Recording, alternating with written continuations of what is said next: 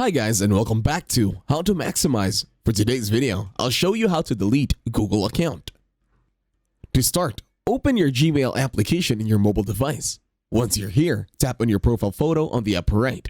Next is to click on Manage your Google account. Once you're here, go ahead and switch email accounts over here.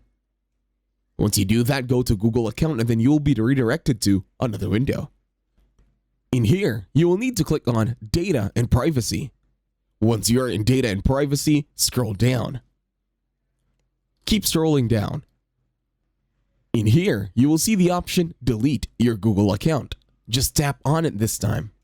And then, wait for the application to finish loading and then enter your password for that specific account. Then all you have to do this time is to click on Next and follow the following instructions. And that's it. Thank you very much for watching. Please leave a like, share, and subscribe to the channel.